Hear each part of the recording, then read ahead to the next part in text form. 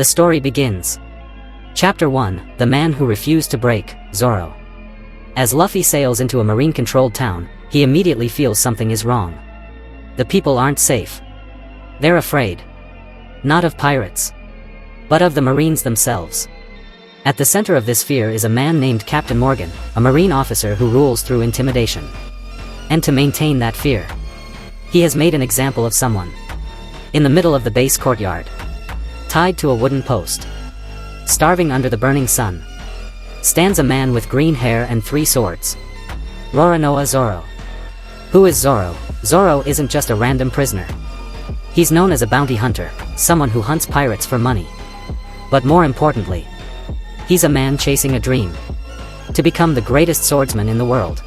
Morgan's son, Helmeppo, made a deal with Zoro. Survive 30 days tied up without food, and you'll be freed.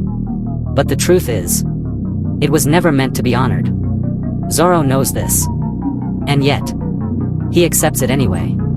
Because breaking his word would mean abandoning his identity. A small girl secretly brings Zoro rice balls. But they're ruined, covered in dirt. Zoro eats them anyway, smiling, thanking her. This is who Zoro is.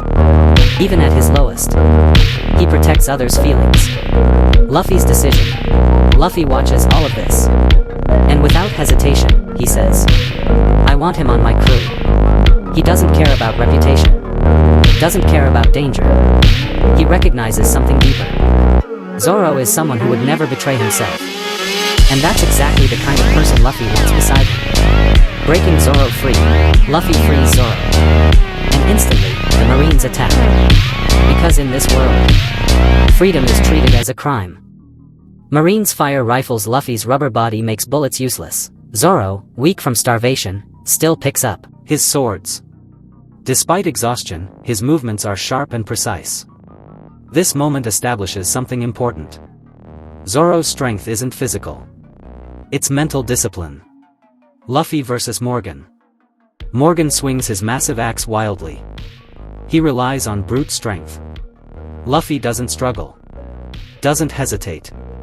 One punch. Gum Gum pistol. Morgan is defeated. Zoro joins, but as an equal. Zoro doesn't bow. Doesn't submit. He says clearly, if you get in the way of my dream, I'll kill you.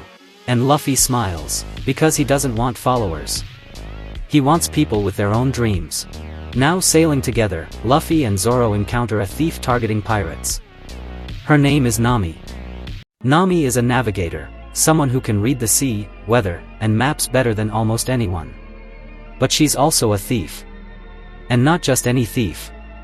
She specifically steals from pirates. Enter Buggy, the clown pirate. Nami is currently working under a pirate named Buggy the Clown.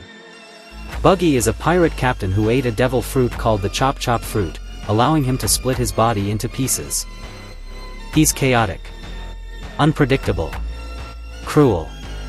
He destroys towns for fun. Buggy introduces something new: mass destruction. He uses a weapon called the Buggy Ball.